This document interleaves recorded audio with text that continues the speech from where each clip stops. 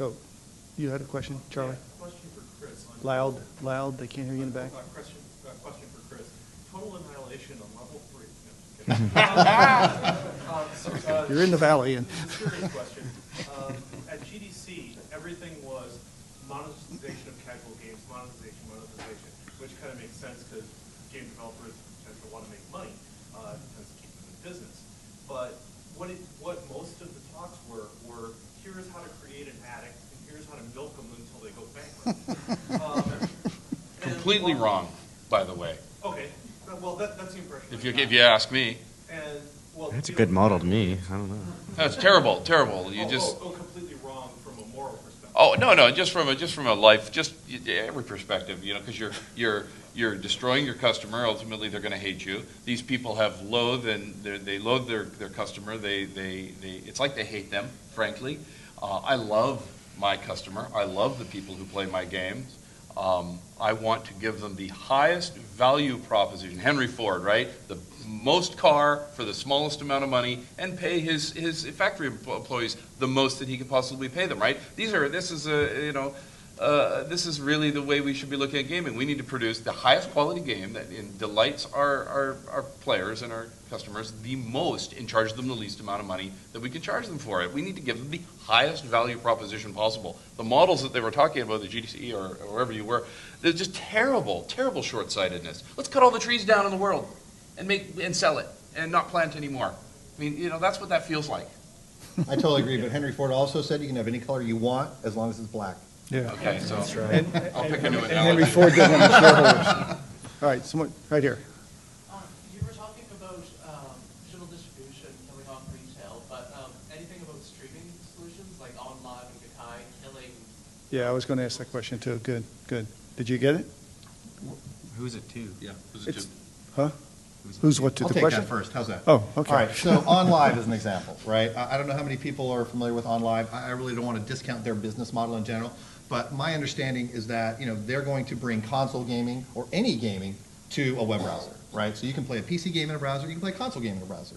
So don't port your game from the console to the PC, just give it to us and we'll make it run and the user can play it on their phone. It doesn't really matter. We'll render it and we'll just stream the video to them, right? The problem with their model is one server is required to render one person's game, right? They have no scalability. Have they fixed that problem? Yeah, virtualization. GPU virtualization. They're getting past that. But initially, that's why I said I may be wrong. But initially, I was like, well, there's no scalability there. It's going to be very hard for them to do that. The computing power necessary to do that is really causing problems. But virtualization is going to solve that problem.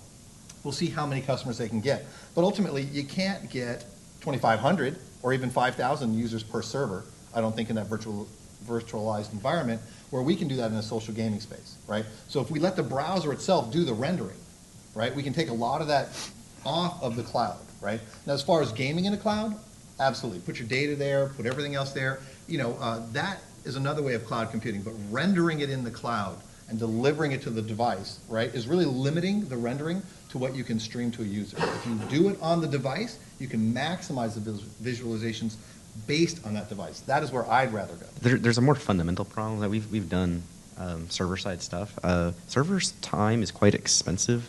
If you had a machine that's capable of rendering Civ 5 at full quality, you're talking about $1 an hour, and that's Amazon's current rate. I mean, it's what you're paying for. Now, here's the business problem for us. We are basically saying a cost that we used to expect the user to pay that we are now paying. I don't see that working well for a AAA game because, a typical Civ player pays 500 hours of the game. If we were rendering it on the server at the current rates, we'd be paying $500, and you'd either have to charge the customer $500 or I don't know how we would stay in business. I don't really see that happening. All of those arguments, they're the kind that get washed away in history, technical arguments, how much it costs, look how much it costs. They just... You don't understand. It's a fundamental, this is a cost that we don't pay right now, and you're saying you should pay it. But it will go down. It doesn't matter. No, it won't. Somebody has to lose money on it first. Somebody, it doesn't even matter. Yeah, It doesn't matter. Who wants to lose money first?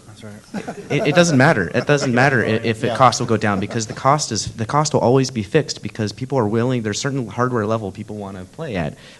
Every year we get a faster and faster GPU, and every year people want that much demand. If it's getting slower, it's because it makes even less sense, because that means that we're using, it's commoditization of the hardware. Well, at that point, every single integrated chip on the planet will be able to render your game in like 2% of its CPU. Why does it make any sense to render it on the server? If your cell phone can render it, why on earth would you have the server render it? And why not just, you got a chip on your local thing that can render it, and every chip will be able to render it. Just think distributed rendering, right? Why render on one device when you can render on all of them? Yeah, And that's I'm exactly right. surprised none of you mentioned latency and node hops. And I'll say one more thing, is that cloud computing really makes sense when your workload isn't known.